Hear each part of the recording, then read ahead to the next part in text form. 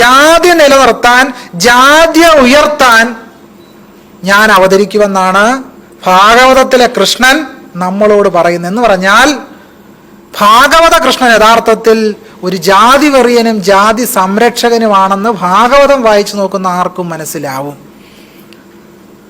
ഞാനൊരു ഇടയ്ക്കൊരു അഭ്യർത്ഥന വെക്കുന്നു. അതായത് എൻ്റെ പ്രസംഗം ചിലപ്പോൾ നിങ്ങളെ വേദനിപ്പിച്ചേക്കാം, നിങ്ങളെ ചിലപ്പോൾ അലോസരപ്പെടുത്തിയേക്കാം. പക്ഷേ നിങ്ങളിൽ നിന്നൊരാക്രമണം നേരിടേണ്ടി വരില്ല എന്ന മുൻകൂർ ജാമ്യത്തോടു കൂടിയാണ് എൻ്റെ കൂർത്തുമൂർത്ത ശരങ്ങൾ ചിലപ്പോൾ ഇവിടെ പ്രവഹിക്കുക എന്ന് പറയാതിരിക്കാൻ നിവൃത്തിയില്ല. അപ്പൊ ഇതായിരുന്നു ഇതിഹാസ പുരാണ പാഠങ്ങളിലെ നമ്മൾ അറിയപ്പെടുന്ന ഇതിഹാസ നായകന്മാരുടെ ജാതിയെ സംബന്ധിച്ച പൊസിഷൻ. അതുകൊണ്ടാണ് സഹോദരൻ അയ്യപ്പൻ കേരളത്തിൽ ഗാന്ധി വന്നപ്പോൾ ഗാന്ധിയോടൊരു ചോദ്യം ചോദിച്ചു, your Shri Krishna was a regular murderer. നിങ്ങളുടെ കൃഷ്ണൻ ഒരു പരമ്പര കൊലയാളിയല്ലായിരുന്നു. ഗാന്ധി ആ ചോദ്യം കേട്ട് അസ്വസ്ഥനായി സഹോദരൻ അയ്യപ്പന്റെ മുമ്പിൽ നിന്ന് ഇറങ്ങിപ്പോയി എന്നാണ് ചരിത്രം. ഞാൻ പറഞ്ഞു വന്നതിൻ്റെ രത്നസാരം എന്ന് പറയുന്നത്, നമ്മുടെ ഇതിഹാസ പുരാണ പാഠങ്ങളിൽ, നമ്മുടെ വേദങ്ങളിൽ ഒന്നും എന്തില്ല, ഒരു ഹിന്ദു ഇല്ല. അവിടെ ജാതികളുടെ കൂട്ടങ്ങൾ മാത്രമേ ഉള്ളൂ. ആ ജാതികളുടെ കൂട്ടങ്ങൾ എങ്ങനെയാണ്? ദ്വീപ് പോലെ പരസ്പരം അകന്നു നിൽക്കുന്നു. പരസ്പരം കണ്ടാൽ തന്നെ അശുദ്ധിയാണ്, കണ്ടാൽ പോലും അശുദ്ധി. ധർമ്മസൂത്രങ്ങളിൽ പറയുന്നത് ഒരു ചണ്ടാളനെ കണ്ടാൽ ബ്രാഹ്മണൻ 3 തവണ മുങ്ങിക്കുളിക്കണമെന്ന. ഒരു ചണ്ടാളനെ കണ്ടാൽ തന്നെയും കുളിക്കണമെന്ന. അത്ര ക്രൂരമായ ജാതി വ്യവസ്ഥ. കേരളത്തെ സംബന്ധിച്ച് സാമൂഹ്യ ചരിത്രകാരന്മാർ പറയുന്നത്, ഇന്ത്യ ഒരു അടഞ്ഞ സമൂഹമാണെങ്കിൽ, ജാതി വ്യവസ്ഥയുടെ അസമത്വ പരിപൂർണതയാൽ ഇന്ത്യ ഒരു അടഞ്ഞ സമൂഹമാണെങ്കിൽ, ആ അടഞ്ഞ സമൂഹത്തിനുള്ളിൽ അടഞ്ഞ സമൂഹമാണ് കേരളമെന്ന. അത്രയും ഹിംസാത്മകമായ ജാതി വ്യവസ്ഥ ധർമ്മമായി പരിപാലിച്ചിരുന്ന ഒരു സ്ഥലമാണ് കേരളം. ഇപ്പോഴും അതിനൊന്നും വ്യത്യാസമില്ല, അതിലേക്കൊക്കെ ഞാൻ വരാം. അപ്പൊ ഇങ്ങനെയായിരുന്നു.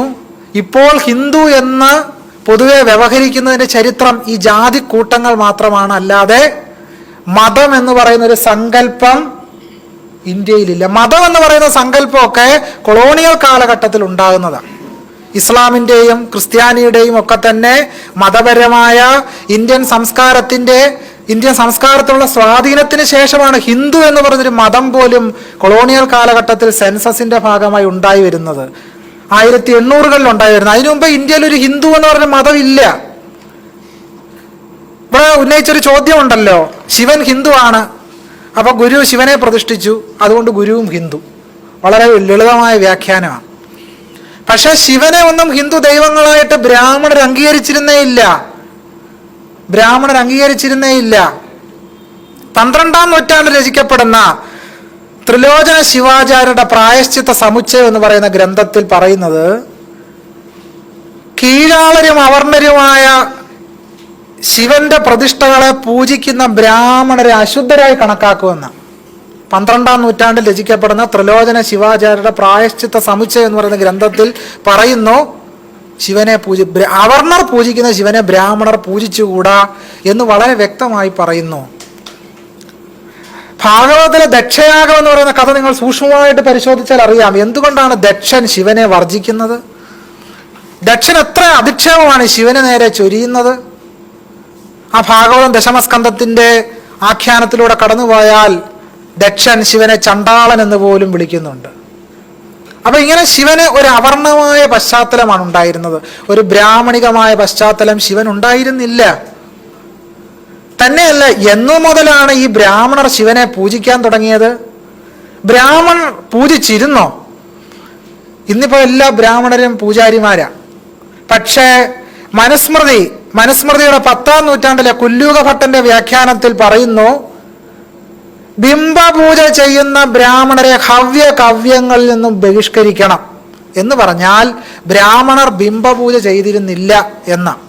ബ്രാഹ്മണർ ബിംബപൂജ ചെയ്തതിൽ നിന്നും മനുസ്മൃതി ശക്തമായി വിലക്കുന്നുണ്ട്.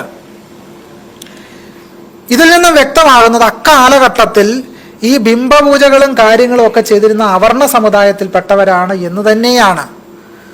7-ാം നൂറ്റാണ്ടിൽ രചിക്കപ്പെടുന്ന ബാണഭട്ടന്റെ ഹർഷചരിതവും കാദംബരി മുതലായ കൃതികൾ പരിശോധിക്കുമ്പോൾ അതിനകത്ത് കാളിപൂജ ചെയ്യുന്ന ശബരർ, പുളിന്തർ മുതലായ ആദിമനിവാസികളാണ്, അല്ലാതെ ബ്രാഹ്മണരൊന്നുമല്ല കാളിയെ പൂജിക്കുന്നത്. ഏറ്റവും പ്രസിദ്ധമായ ദക്ഷിണേന്ത്യയിലെ ബ്രഹ്മയാമളത്തിൽ പറയുന്നു ആരാണ് ഭദ്രകാളിയെ പൂജിക്കാൻ അധികാരി. ഭദ്രകാളിയെ പൂജിക്കാൻ അധികാരി പാരശവരാണ് എന്ന് വളരെ വ്യക്തമായി ദക്ഷിണേന്ത്യയിലെ ഒരു ബ്രഹ്മയാമളം പറയുന്നു. ഇങ്ങനെ ബ്രാഹ്മണേതരമായൊരു പാരമ്പര്യമാണ് താന്ത്രിക പൂജകൾക്കും ക്ഷേത്ര പൂജകൾക്കും ഒക്കെ ഉണ്ടായിരുന്നത്. ക്ഷേത്ര പൂജകൾ ഒരു കാലത്തും ബ്രാഹ്മണരുടെ കുത്തക പോലും ആയിരുന്നില്ല. കാളി പൂജ ബ്രാഹ്മണരുടെ കുത്തക പോലും ആയിരുന്നില്ല. കേരളത്തിൽ അടികൾ, മൂസത്, പിടാരർ മുതലായ ബ്രാഹ്മണരല്ലാത്ത അമ്പലവാസി ജനവിഭാഗങ്ങളാണ് കാളിയെ പൂജിച്ചിരുന്നത്, ബ്രാഹ്മണരല്ല. വളരെ പിൽക്കാലത്ത് ജനപ്രിയമായൊരു സംസ്കാരത്തിന്റെ തലത്തിലേക്ക് ക്ഷേത്ര പൂജകളും പരിപാടികളും എത്തുന്നതോടുകൂടി മാത്രമാണ് ബ്രാഹ്മണർ ഇത്തരം പരിപാടികളിലേക്ക് വരുന്നത്. അതിനുമുമ്പ് യാഗ സംസ്കാരവും യാഗത്തിന്റെ പരിപാടികളും ഇതുമൊക്കെ ആയിട്ടാണ് ബ്രാഹ്മണർ ജീവിച്ചിരുന്നത്. സ്മൃതി ഗ്രന്ഥങ്ങൾ തന്നെ അതിന് വളരെ കൃത്യമായ തെളിവാണ്. ബിംബപൂജകൾ ബ്രാഹ്മണർ അനുഷ്ഠിച്ചിരുന്നേ ഇല്ല.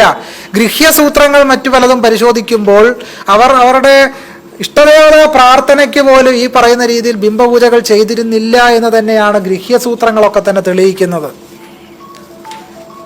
അപ്പൊ ഇങ്ങനെ നോക്കുമ്പോൾ ഇതിഹാസ പുരാണ കാലഘട്ടങ്ങളിൽ പിന്നീട് വരുന്ന 1800-കളിൽ വരെ എന്തില്ല, ഒരു ഹിന്ദു ഇല്ല. 19-ാം നൂറ്റാണ്ടിന് ഉത്തരാർദ്ധത്തിൽ രചിക്കപ്പെടുന്ന വളരെ പ്രധാനപ്പെട്ട ഒരു തന്ത്രഗ്രന്ഥമാണ് കുഴിക്കാട്ട് പച്ച. കുഴിക്കാട്ട് പച്ചയില് പ്രായശ്ചിത്ത അധ്യായം 10-ാം പടലത്തിൽ പറയുന്നു, ഒരു നീണ്ട ലിസ്റ്റ് കൊടുക്കുന്നുണ്ട്. അയിത്തജാതിക്കാർ ഒരു നീണ്ട ലിസ്റ്റ് ഈ കുഴിക്കാട്ട് പച്ചയിൽ കാണാം. അതിനകത്ത് ഒരു അയിത്തജാതിക്കാരാണ് ഈഴവർ. അവരെ ക്ഷേത്രത്തിൽ പ്രവേശിപ്പിക്കരുതെന്ന് വളരെ കർശനമായിട്ട് കുഴിക്കാട്ട് പച്ച പറയുന്നുമുണ്ട്. എന്ന് പറഞ്ഞാൽ ഈഴവരുൾപ്പെടെയുള്ള പിന്നോക്ക ജാതി വിഭാഗങ്ങളെ ഒന്നും തന്നെ ഇന്ന് ഹിന്ദുമതം എന്ന് വ്യവഹരിക്കപ്പെടുന്ന ബ്രാഹ്മണ മതം ഹിന്ദുവായി അംഗീകരിച്ചിരുന്നില്ല. നെന്മാറയിൽ ക്ഷേത്രത്തിൽ ഒരു ഈഴവൻ ക്ഷേത്രത്തിലെ നിവേദ്യത്തിനായി കാത്തു നിന്നപ്പോൾ ബ്രാഹ്മണർ കൂട്ടം ചേർന്ന് പായസത്തിന് കാത്തു നിന്ന നെന്മാറയിലെ ഈഴവനെ കൂട്ടം ചേർന്ന് മർദ്ദിച്ചതിന്റെ ചരിത്രം 20-ാം നൂറ്റാണ്ടിലെ കേരളത്തിൽ പി